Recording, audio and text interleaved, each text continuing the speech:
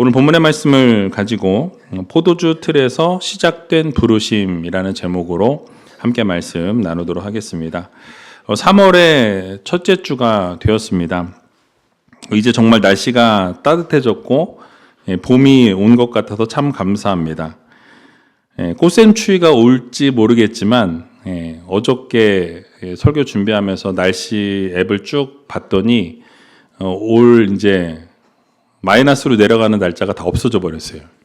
이 설교 준비할 때만 해도 2주 전이었는데 그때는 분명히 영하로 막 떨어지는 날짜가 있었거든요.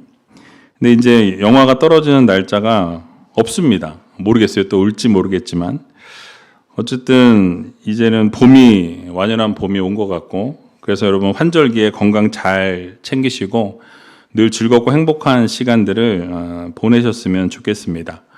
벌써 리딩 지저스 8주차 주간입니다. 거의 2달이 되어 가는데요. 이번 주에 사사기와 룻기를 읽는 시간이었죠. 잘 따라오고 계십니까? 예. 아멘이 크신 거 보니까 자신 있게 열심히 읽고 계신 것 같아서 감사한데요. 여러분 열심히 함께 읽으셔서 또 2026년 한 해 또 일독을 함께 할 수 있는 귀한 우이제일교회 모든 성도님들이 다 되셨으면 좋겠습니다. 자, 오늘은 사사기 6장에 등장하는 기드온을 만나게 되는데요.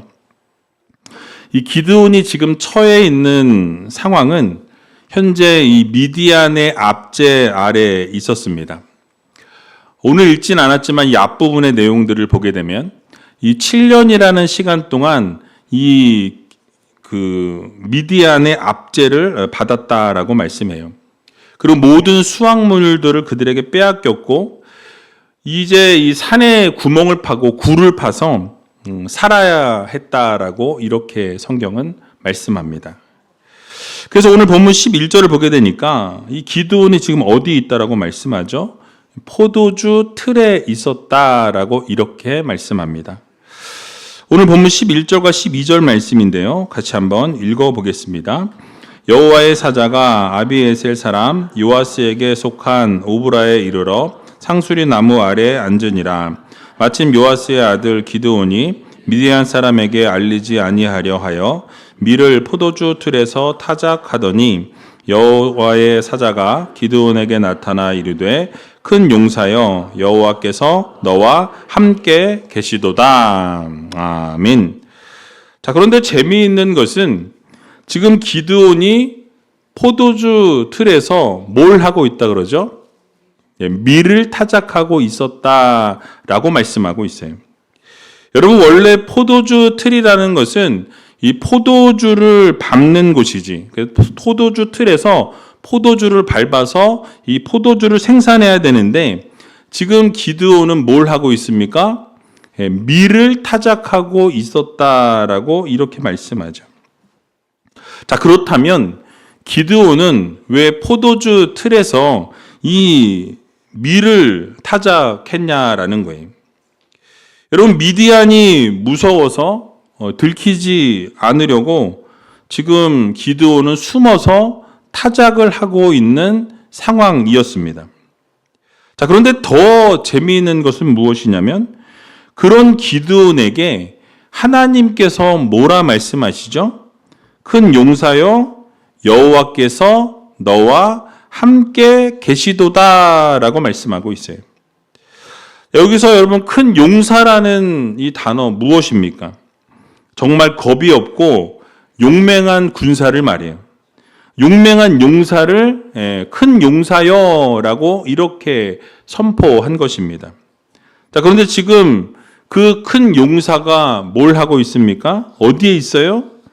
지금 기드온은 용사가 아니라 이 겁에 질린 생존자일 뿐이었어요. 그래서 이 기드온의 모습은 믿음이 충만한 모습이 아니라 두려움에 떨고 있는, 두려움에 갇혀 있는 그런 상황에 놓여 있었습니다. 그런데 하나님께서는 그런 기드온의 현실을 보고 부르지 않으시고 하나님의 시선으로 그를 바라보시고 부르셨다라는 거죠.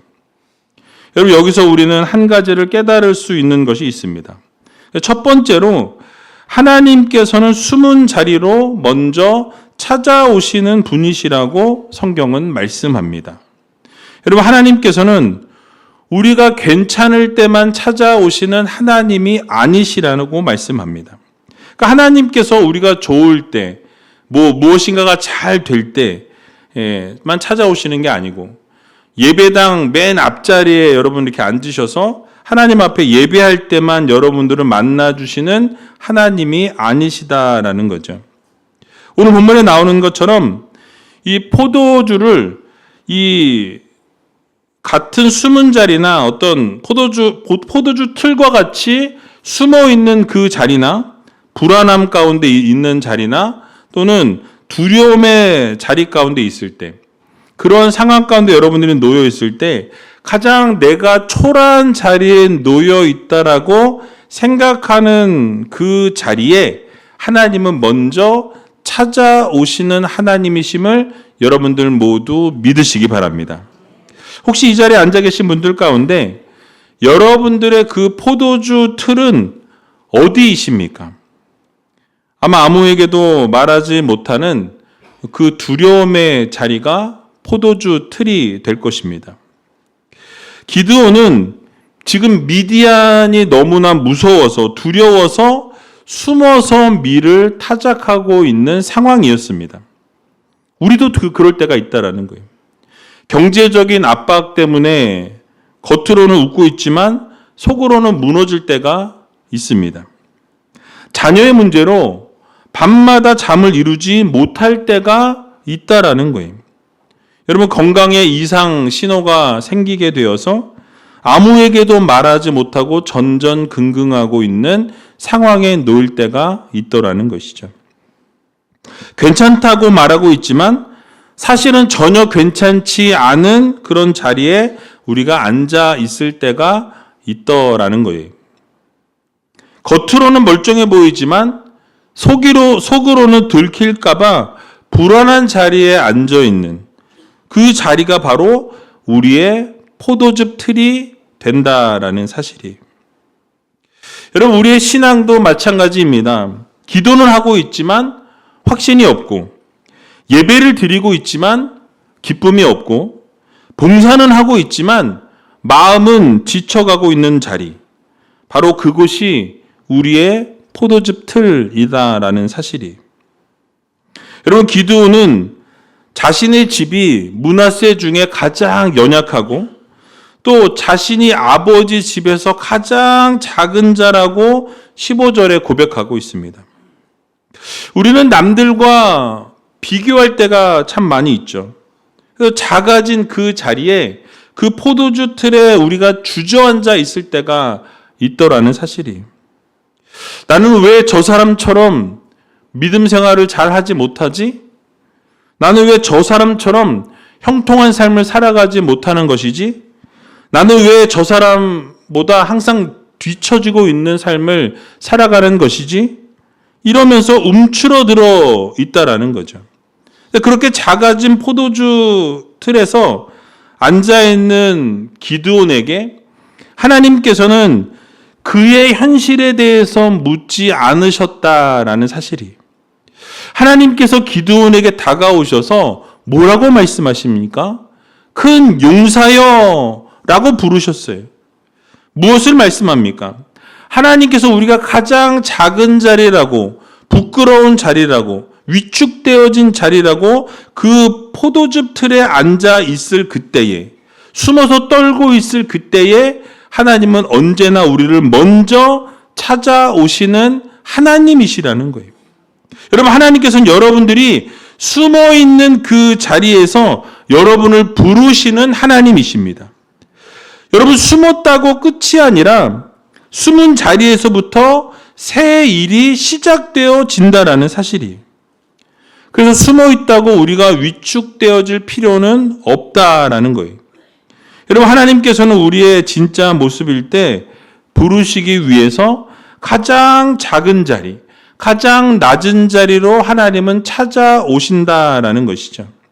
그리고 우리의 약함을 통해서 하나님의 능력이 드러나기 때문에 연약함 가운데 있을 때에도 우리를 외면치 않으시고 찾아오시는 하나님이십니다. 여러분 그렇습니다. 하나님께서는 골방에서 역사하시는 하나님이세요. 눈물의 자리에서 일하시는 하나님이십니다. 흔들리고 작은 자리에서 기적을 만드시는 하나님이시라고 말씀하고 있어요. 만약 여러분들이 지금 웅크려 든 자리에 있고 숨어 있는 상황 가운데 놓여 있다면 여러분 그 자리가 바로 하나님이 찾아오는 자리이심을 여러분 모두 믿으시기 바랍니다. 여러분 무엇인가 두려워 숨어 지내고 계십니까? 또는 그 자리에 하나님께서 반드시 찾아오셔서 하나님은 반드시 위로해 주시는 전지전능하신 하나님이심을 여러분 모두 기억하시기 바랍니다. 여러분 어떤 문제 앞에 나를 작게 여기고 있거나 또는 하나님이 정말 멀리 계신다라고 그러한 느낌이 드는 분이 계십니까?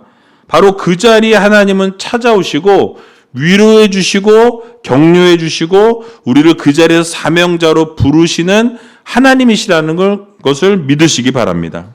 하나님께서 그 고통의 자리에서 우리를 부르시고 끄집어내셔서 하나님의 비전을 심어주시고 하나님의 자녀로 백성으로 부르시고 사명을 주신다라는 사실이 큰 용사여 여호와께서 너와 함께 하시느니라 라고 외치고 계신다라는 것을 여러분 모두 믿으시기 바랍니다. 그 음성을 들으시고 그 어둠의 자리에서 이제 나오셔서 하나님의 부르심을 따라 살아갈 수 있는 귀한 우리 제일교회 모든 성도님들이 다 되시길 주님의 이름으로 간절히 축원드립니다. 자, 두 번째로는 약한 나를 큰 용사로 다시 부르신다라고 말씀하고 있어요. 여러분 하나님께서 기드온과 함께 하신다라는 이 말씀을 주시자마자 이 기드온이 반응한 것이 있습니다. 즉시로 반응하게 되는 것을 보게 되는데요. 오늘 13절 말씀입니다. 같이 한번 읽어보겠습니다. 기드온이 그에게 대답하되 나의 주여 여호와께서 우리와 함께 계시면 어찌하여 이 모든 일이 우리에게 미쳤나이까? 또 우리 열조가 일찍 우리에게 이르기를 여호와께서 우리를 애굽에서 나오게 하신 것이 아니냐 한 그 모든 이적이 어디 있나이까? 이제 여호와께서 우리를 버리사 미디안의 손에 붙이셨나이다. 아멘. 여러분 지금 기드온의 그 어조가 어떠합니까? 하나님 앞에 항변하고 있는 거예요. 하나님 앞에 어떤 항변이었습니까? 하나님이 그렇게 함께 하신다라고 했다면 왜 이런 일이 나에게 일어났냐라고 지금 부르짖고 있는 거예요. 하나님이 함께 하셨는데 어떻게 우리가 이렇게 미디안의 압제 가운데 고통 가운데 괴로움 가운데 이렇게 지내도록 그냥 내버려 두셨습니까? 하나님께 지금 부르짖고 있다라는 거예요. 그래서 왜 이 미디안의 압제 가운데 두셔서 고통과 수모를 당하게 하셨냐라고 묻고 있는 것입니다. 그러면서 기드온이 주장한 게 무엇입니까? 하나님이 버리신 거 아닙니까? 라고 이렇게 부르짖었어요. 그러니까 조상들이 그렇게 말했던 출애굽시키셨던 그 하나님, 역사와 기적을 베풀으셨던 그 하나님, 그 이적과 그 기적은 어디 있냐라고 하나님께 지금 항변하고 있다라는 것이죠. 따지고 있는 겁니다. 여러분 우리의 삶을 돌아볼 때도 그럴 때가 많이 있는 것을 보게 되죠. 사방이 모두 다 막혀 있고 힘들고 어려운 상황 가운데 놓여 있고 아무도 도와주지 않는 것 같고 나 홀로 있다라는 생각이 드는 그때 여러분 그럴 때 우리는 하나님 앞에 항변하게 됩니다. 왜 하나님 나를 이곳에 두셨습니까? 왜 나를 이렇게 힘든 상황 가운데 밀어 넣으셨습니까? 어떻게 하나님이 이러한 고통을 외면하실 수가 있습니까? 항변한다라는 거예요. 왜 우리 집만 이 모양 이 꼴입니까? 왜 다른 사람은 다 건강하고 다 잘 사는 것 같은데 나만 건강이 안 좋고 나만 왜 하필 이러한 질병에 걸린 것입니까? 왜 나에게 찾아왔습니까? 하면서 이 고통의 현장 가운데서 하나님께 왜라는 질문을 계속해서 던지게 된다라는 것이죠. 내가 그렇게 열심히 기도했고 내가 하나님 앞에 그렇게 부르짖었는데 하나님 앞에 그렇게 매달렸는데 왜 내 기도만 응답하시지 아니하시냐고. 그렇게 캄캄한 터널을 걷는 것 같은 상황 가운데 놓일 때가 너무나 많이 있었다라는 사실이에요. 자, 그런데 하나님께서 뭐라고 말씀하십니까? 하나님께서 기드온에게 이렇게 말씀하세요. 우리 14절의 말씀 같이 한번 읽어보겠습니다. 여호와께서 그를 돌아보아 가라사대 너는 이 내 힘을 의지하고 가서 이스라엘을 미디안의 손에서 구원하라. 내가 너를 보낸 것이 아니냐. 아멘. 그러니까 하나님께서 기드온이 지금 원망하고 실망하면서 하나님 앞에 항변하고 있을 그때에 하나님은 그것에 대해서 꾸짖지 않으셨다라는 거예요. 또 기드온이 그렇게 항변하면서 하나님 앞에 그렇게 질문하고 묻게 될 때 하나님은 논리적으로 그것에 대해서 A는 이렇고 B는 이래서 C는 이래서 이러한 일들이 있었다라고 하나님은 설명하지 않으셨다라는 거예요. 이유를 설명하는 대신 하나님은 기드온에게 사명을 다시 일깨워 주셨다라는 거예요. 내가 너를 보낸 것이 아니냐? 내가 너와 함께 하겠다. 하나님은 다시 말씀해 주셨다라는 거예요. 이것이면 충분하다라는 것입니다. 여러분 그렇습니다. 우리의 삶에 고난이 찾아올 때 그 고난의 비밀은 우리가 다 이해할 수 없다라는 거예요. 왜 이런 고난이 찾아왔고, 왜 이런 힘든 일들이 찾아왔고, 왜 이런 어려운 일들이 나에게 있는가? 우리는 그때 깨닫지 못하고 그때 알지 못할 때가 너무나 많이 있는 것을 보게 되죠. 그러나 그 고난의 순간에 어렵고 힘든 상황 가운데 내가 누구와 함께 있었는지를 안다면 여러분 그 고난은 우리가 통과할 수 있고 그 고난은 우리가 이겨낼 수 있다라는 것을 기억해야 할 것입니다. 여러분 기드온이 그 포도주 틀에서 깨달아 했던 것은 왜 이런 일이 나에게 일어났는가가 아니라 지금 내 앞에 계신 분이 누구신가를 깨달아야 했다라는 거예요. 나에게 사명을 주고 계신 분이 누구신지를 알아야 했던 것입니다. 여러분 기드온과 함께 하셨던 분은 하나님이셨다라는 거예요. 어려움 가운데 고난 가운데서도 하나님은 기드온을 놓치지 않고 붙들고 계셨다라는 거예요. 그리고 그를 부르셨고 결국 그에게 다시 한번 사명을 일깨워 주신 분 역시도 하나님이셨다라는 거예요. 자, 그런데 기드온이 얼마나 나약했냐면 이렇게 하나님께서 보내셨다라고 사명을 다시 주셨다라고 일깨워 주셨지만 그럼에도 불구하고 그는 이렇게 고백하는 것을 보게 됩니다. 우리 15절 말씀 같이 한번 읽어보겠습니다. 기드온이 그에게 대답하되 주여 내가 무엇으로 이스라엘을 구원하리이까 보소서 나의 집은 므낫세 중에 극히 약하고 나는 내 아비 집에서 제일 작은 자니이다. 아멘. 자, 지금 뭐라고 고백하고 있습니까? 우리 집은 약하다라는 거예요. 나는 우리 집 안에서 가장 작은 자입니다. 그렇기 때문에 불가능하다라고 하나님 앞에 외치고 있는 거예요. 자, 그런데도 하나님께서 뭐라고 말씀하십니까? 16절입니다. 같이 한번 읽어보겠습니다. 여호와께서 그에게 이르시되 내가 반드시 너와 함께 하리니 내가 미디안 사람 치기를 한 사람을 치듯 하리라. 아멘. 여러분 하나님 뭐라고 말씀하세요? 내가 반드시 너와 함께 하겠다고 말씀하세요.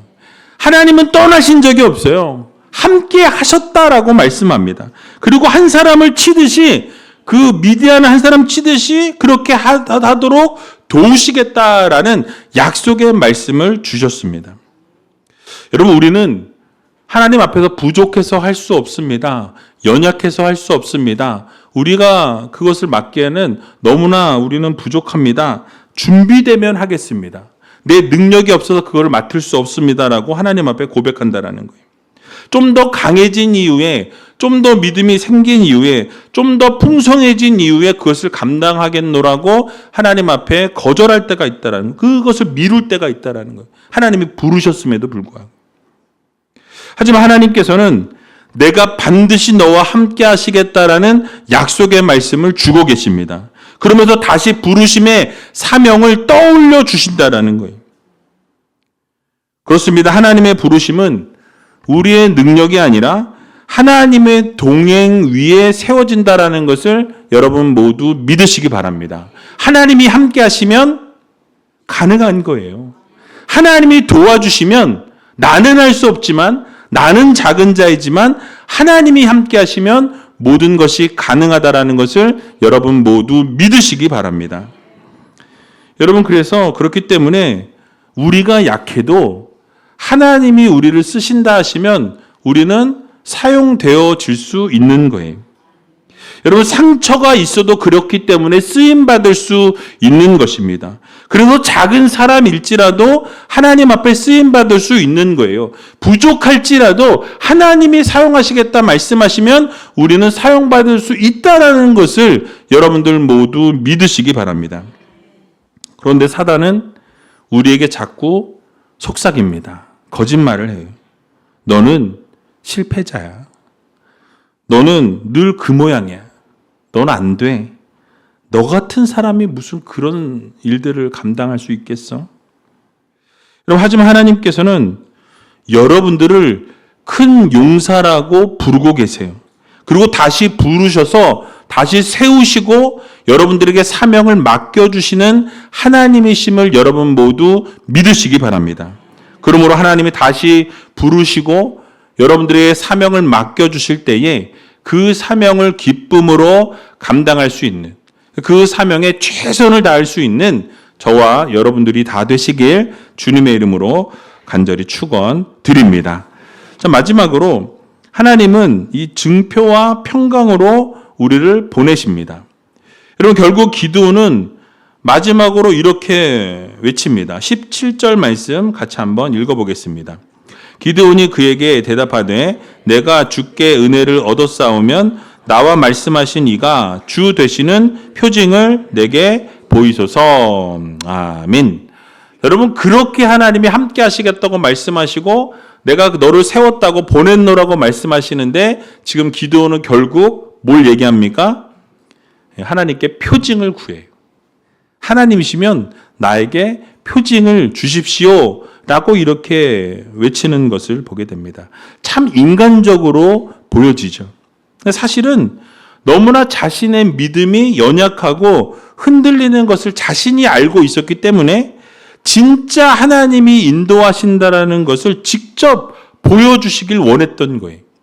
그래서 부탁한 것입니다. 그리고 나서 기드온은 염소 새끼를 준비했다고 말씀해요. 그리고 가로 한 에바로 무교 전병을 만들었다라고 말씀합니다. 그리고 국을 가지고 와서 상수리 나무 아래 두었다라고 말씀하죠. 그래서 하나님의 사자가 고기와 무교 전병을 반석 위에 두라고 명령합니다. 그리고 그 위에 다 국을 쏟으라라고 이렇게 말씀하죠. 그리고 지팡이를 끝으로 가지고 가서 대게 될 때 그 고기와 무교 전병에 이 반석에서부터 불이 나와서 그것을 살랐다라고 말씀합니다. 그러자마자 보게 되니까 여호와의 사자는 온데간데 없었어요. 떠나버렸다라고 말씀합니다. 그때서야 기드온은 뭘 깨닫게 됩니까? 자신이 여호와의 사자와 대면했다라는 것을 깨닫게 되었습니다. 그리고 슬퍼했다라고 말씀해요. 여러분, 왜 슬퍼했을까요? 고대 이스라엘 사람들의 그 인식 가운데는 하나님을 대면하게 되면 죽음이라고 생각했다라는 거예요. 그런 두려움이 있었습니다. 근데 그때 하나님은 기드온에게 다시 말씀하시죠. 안심하라고 말씀하시면서 죽지 않는다라고 선언해 주시는 것을 보게 됩니다. 그러자 기드온은 어떻게 합니까? 그곳에 제단을 쌓고 그리고 여호와 샬롬이라는 이름을 붙였다라고 성경은 말씀해요. 여러분, 결국 하나님께서는 불안해하고 두려워하고 있는 기드온에게 증표를 보여주시고 기드온은 샬롬의 단을, 평강의 단을 쌓게 되는 것을 우리는 보게 됩니다. 여러분, 그런데 사실 이 모든 상황을 생각해 보면 그 상황이 변한 것은 하나도 없다라는 거예요. 여전히 전쟁은 지속되고 있었고 밖에는 미디안의 군대가 우글거리고 있었습니다. 기드온의 손에는 칼이 쥐어지지도 않았어요. 그럼에도 불구하고 기드온은 뭘 선언합니까? 평강을 선언하는 것을 보게 되죠. 평화를 선언했다라고 말씀합니다. 이유가 무엇입니까? 하나님이 함께 하시는 것을 이제 알았다라는 거예요.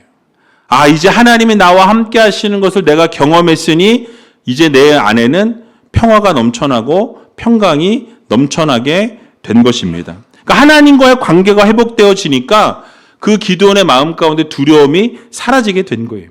평화가 넘쳐나게 된 것입니다. 하나님은 이제 예배를 받으셨고 이에 대해서 평화가 넘쳐나고 두려움은 떠나갔다라는 거죠. 여러분, 그렇습니다. 여러분들의 예배가 회복되어지면 여러분들의 마음 가운데 두려움은 사라집니다. 평화가 찾아오게 된다라는 거예요. 그러니까 하나님과 관계가 회복이 되면 여러분 평화가 임한다라는 것을 여러분들 모두 믿으시기 바랍니다. 그러므로 언제나 하나님을 전적으로 신뢰하시고 하나님의 그 부르심을 따라서 살아감을 통해서 여러분들의 마음 가운데 두려움이 아니라 무서움이 아니라 여러분 불안함이 아니라 정말 하나님께서 허락해 주시는 참 평안과 참 평강을 날마다 누리며 살아갈 수 있는 귀한 우이제일교회 모든 성도님들이 다 되시길 주님의 이름으로 간절히 축원드립니다.